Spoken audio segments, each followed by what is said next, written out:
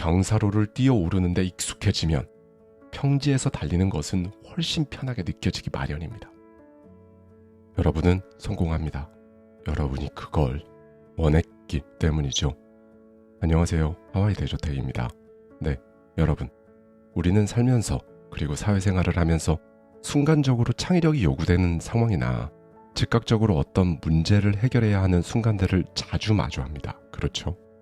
그런데 우리 대부분은 그 과정에서 만나는 어려움이 무엇인지 정확하게 파악하지 않고 그냥 넘어가는 경우가 많아요. 분명히 뭔가 잘못됐다는 것은 알지만 무엇 때문인지 꼭 집어서 말하지 못하지요. 어떤 날은 내가 엄청 일을 잘하고 유능한 것 같다가도 바로 다음날 거의 번아웃 상태로 통찰력을 잃은 채 사람들의 기대에 부응하지 못해 고군분투하고 있는 자신을 발견하기도 합니다.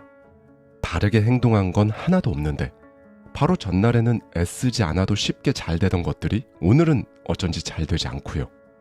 이런 모든 상황에서 우리는 도대체 어떻게 해야 하는지, 그리고 내가 원하는 삶, 목적, 목표, 성과를 이루기 위해서 어떻게 생각하고 행동하면 되는지, 오늘은 이 질문들에 대한 답을 명확히 찾을 겁니다.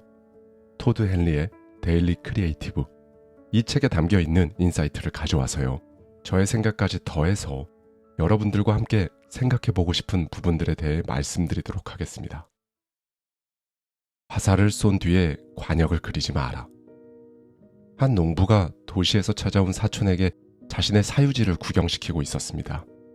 사촌은 헛간 구석에서 화살이 완벽히 정 가운데에 꽂혀있는 관역을 발견하고 깜짝 놀랐지요.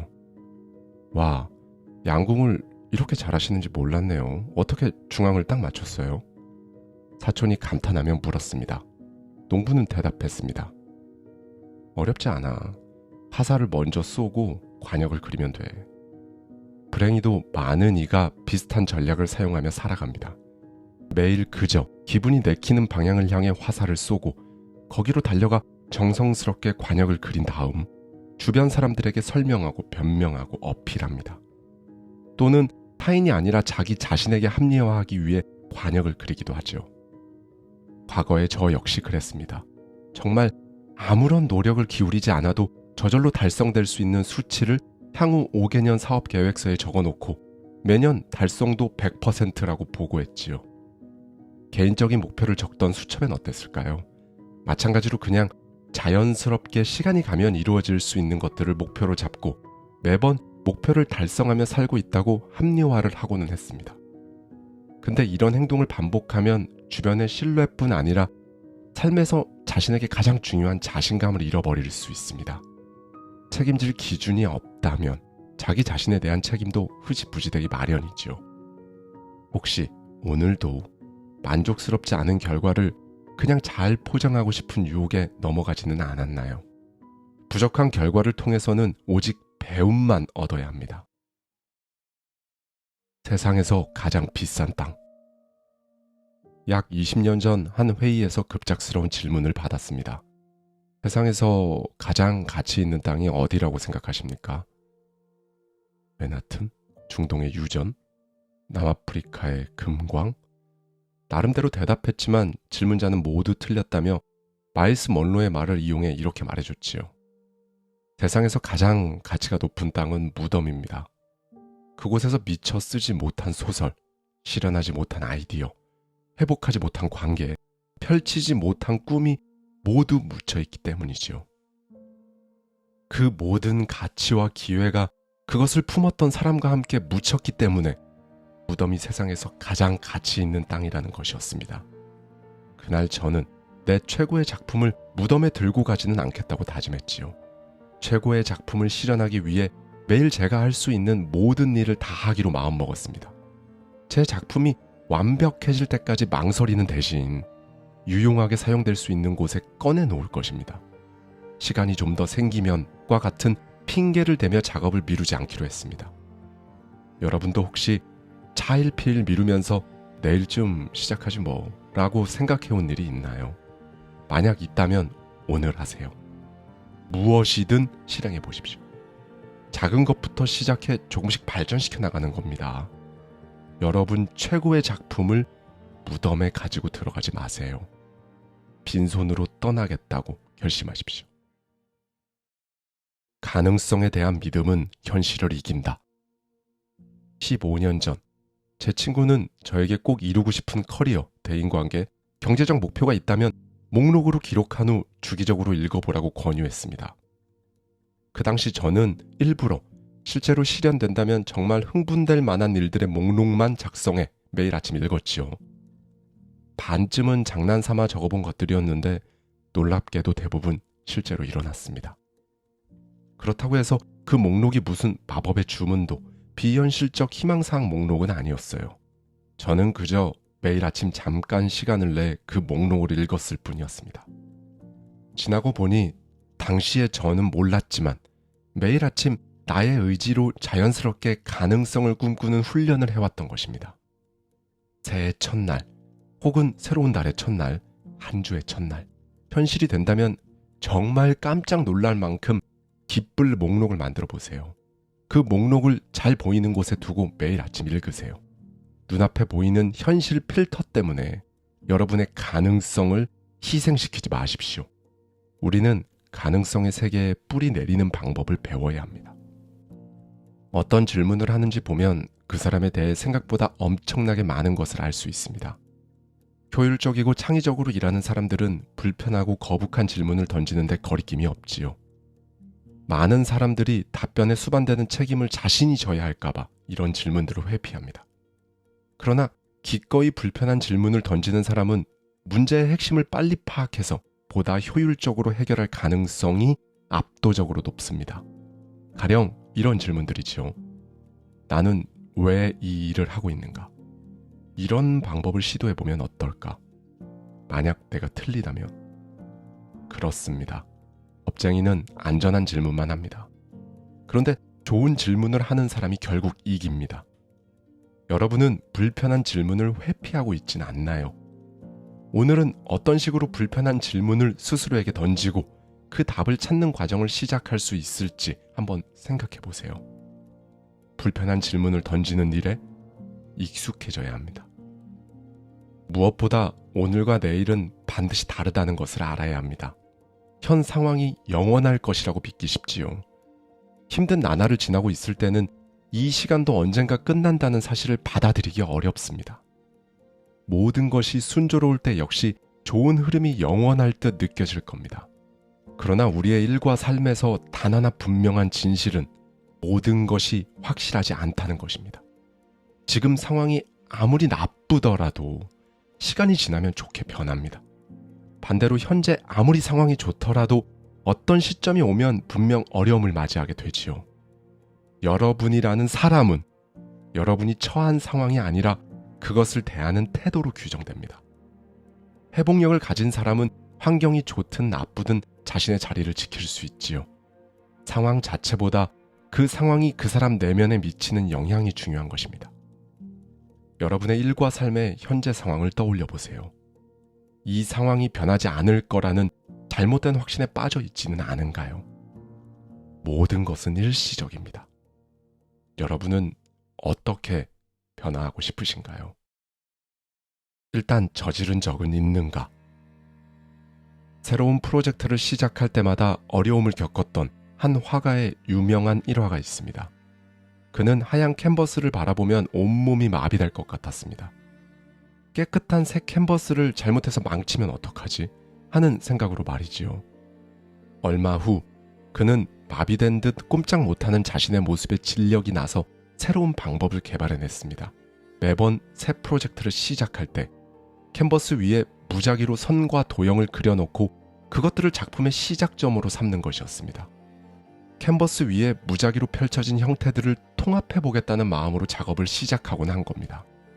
어디서부터 시작할지 고민하느라 괴로워하는 대신 임의의 시작점을 만든 것이지요. 그러자 아이디어가 흘러나왔습니다. 저는 이 이야기를 좋아합니다. 거의 모든 종류의 작업에 적용되기 때문이지요. 빈 지면은 우리를 마비시킵니다. 빈 제안서는 우리의 아이디어를 막아버리지요. 빈 프레젠테이션 화면은 우리를 두렵게 합니다. 사실 최고의 전략은 어디서든 그냥 시작하는 것입니다. 형편없다고 생각되더라도 단어 몇 개를 쓰거나 슬라이드 몇 장을 만들면 시작점으로 삼을 수 있습니다. 우선 캔버스에 뭔가를 그려 넣은 다음 필요한 형태로 만들어 가십시오. 그렇게 일단 시작하세요. 앞으로 나아가지 못한다면 결국 원하는 곳에 도달할 방법은 없습니다. 혼자만의 시간이 필요한 이유. 창의적인 직관은 깊이 있는 사고를 필요로 한다. 이 말은 얼핏 사실이 아닌 것처럼 보일 수도 있습니다. 갑자기 실마리를 발견해 순간적으로 떠오르는 아이디어도 분명 많기 때문이지요.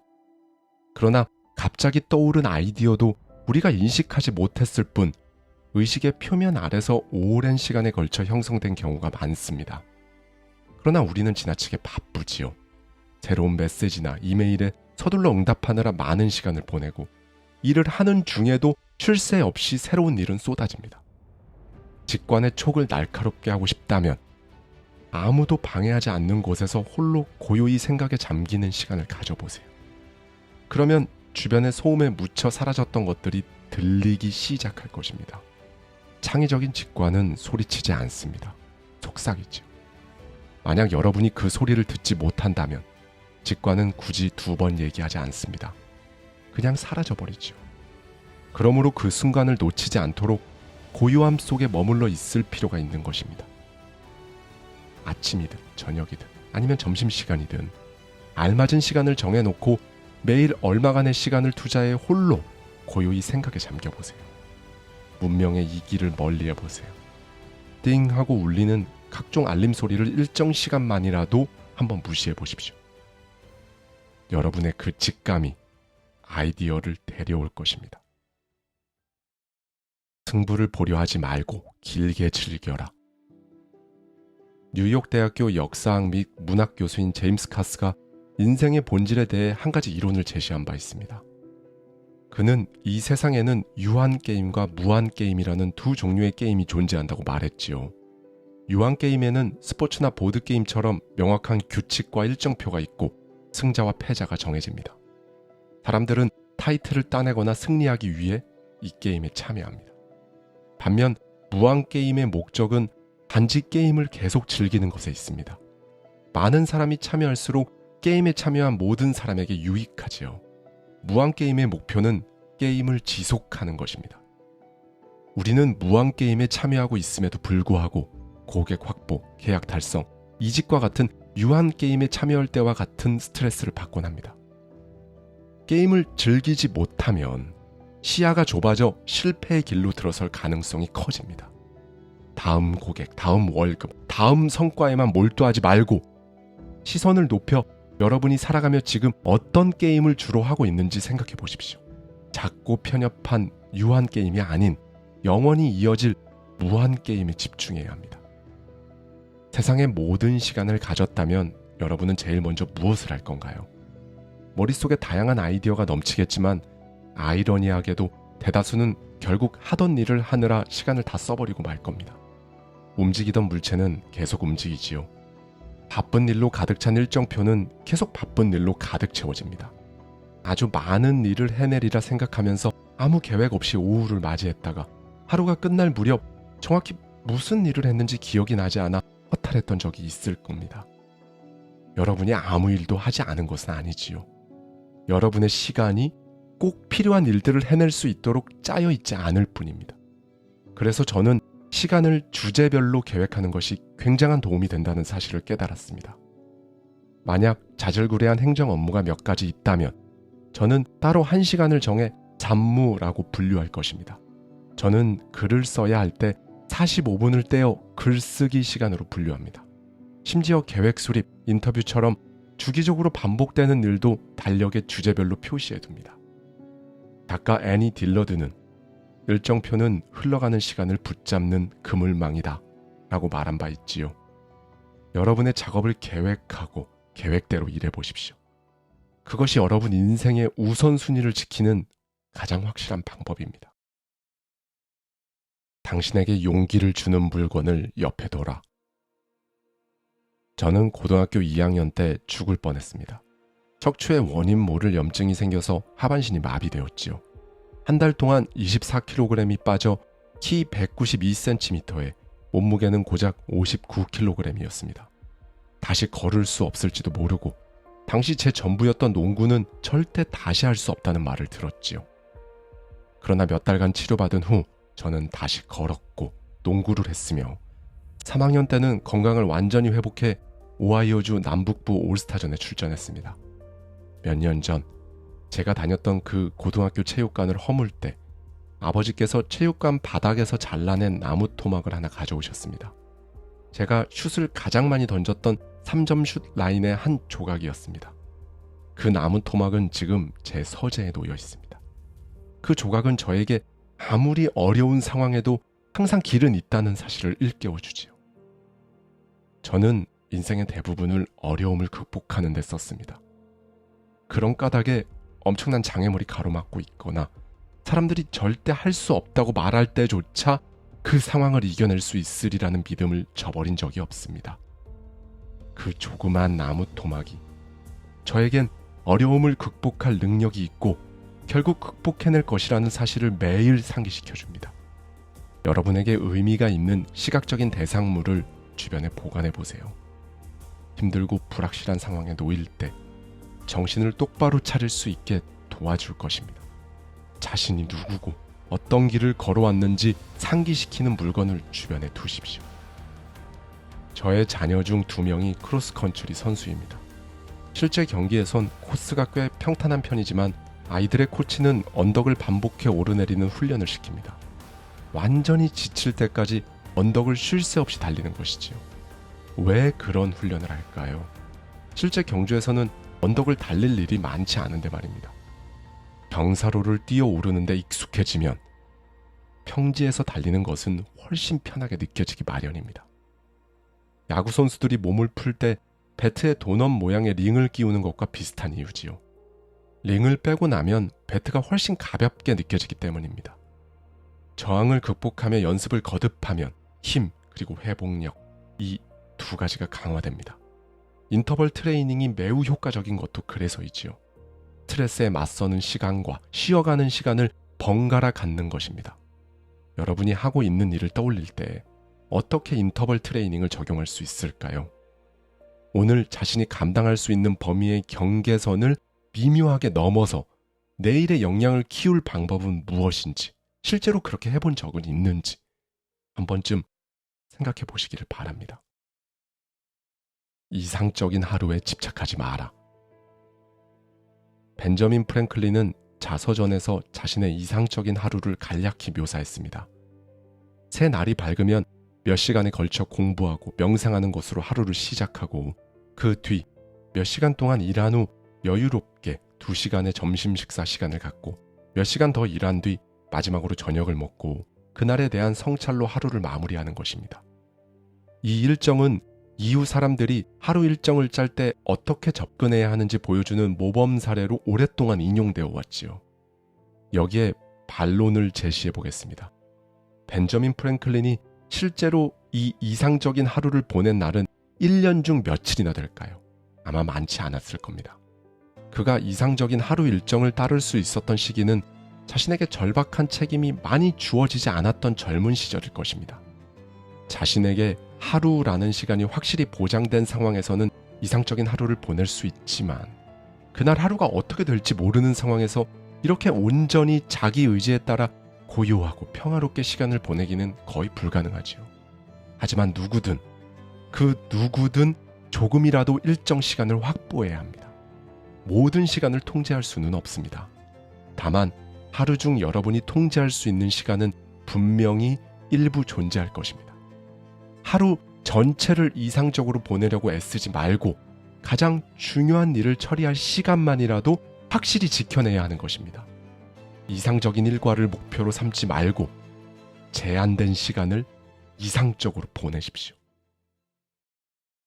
안전은 선택지에 없다. 저는 팀원들에게 안전은 선택지에 없다라는 말을 자주 합니다. 이 메시지는 안전만 추구하면 높은 성취를 이룰 수 없다는 것이었지요. 높은 성취를 겨냥하는 작업은 실패할 가능성이 큽니다. 하지만 그것을 제대로 이뤄냈을 때 엄청난 보상을 받을 수 있지요. 여러분은 사람들에게 가장 쉽고 편한 선택을 했던 시기를 이야기해 주나요? 아니면 위험을 무릅쓰고 탁월한 성취를 이뤘던 시기를 이야기해 주나요? 안전한 작업은 아이러니하게도 굉장히 위험합니다. 안전한 행동만 한다면 절벽 끝에 다다랐을 때만 보이는 매력적이면서도 훨씬 더 좋은 그 길을 절대 걸을 수 없기 때문이지요. 극작가 닐 사이먼은 말했습니다. 미켈란젤로가 시스티나 성당 바닥에 그림을 그렸다면 지금쯤 다 지워졌을 것이다. 저는 지금 여러분에게 안전에 신경 쓰지 말라고 조언하는 것이 아닙니다. 위험을 줄이는 건 우리가 하는 모든 일에서 중요하지요. 하지만 위험을 줄이되 피해서는 안 됩니다. 위험은 무언가를 바꾸는 작업의 필수 요소니까요. 인생을 바꾸는 작업에도 똑같이 적용됩니다. 지금 여러분이 항상 가장 안전한 길을 선택하고 있다면 그 무엇보다 큰 위험을 감수하고 있다는 뜻입니다. 그 위험은 여러분이 진정으로 무엇을 성취할 수 있는 사람인지 영영 알지 못하게 하는 것이지요. 안전은 선택지에 없습니다. 시작하기 좋은 날. 평생 기타를 배우고 싶었던 한 남자는 이제 거의 50살이 되었고 너무 늦은 것이 아닐까 두려웠습니다. 그의 친구는 레슨을 받아보라고 권유했지요. 에이, 그는 대답했습니다. 제대로 배우려면 5년은 걸릴 거야. 어느 정도 칠 줄 알게 되면 55이나 될 거라고. 그의 친구가 잠시 멈춘 뒤 조용히 말했습니다. 그러면 기타를 배우지 않으면 5년 후 너의 나이가 어떻게 되지? 기타를 못 치는 55살보다는 칠 줄 아는 55이 낫겠지. 너무 늦었다고, 나이가 너무 많다고, 또는 절호의 기회를 이미 놓쳤다며 자신의 열정과 호기심을 포기하는 사람들이 너무 많습니다. 저 역시 그랬지요. 2005년에 팟캐스트를 개설할 당시 저는 굉장히 망설였습니다. 팟캐스트 시장에 진입하기는 이미 늦었다고 생각했기 때문이죠. 상상이 되시나요? 그 후 20년 동안 제 팟캐스트는 수천만 건이 다운로드 되었습니다. 그때 내 안에 부정적인 목소리에 귀 기울이지 않아서 참 다행이라고 생각합니다. 너무 늦지 않았습니다. 여러분이 어디에 있든 어떤 상황에 처해 있든 여러분은 지금 시작할 수 있어요. 그걸 배우세요. 그 일을 시작하십시오. 위험을 감수하세요. 지금이 바로 그 적기니까요. 시작하기에 너무 늦었을 때는 없습니다. 오늘 시작하면 되니까.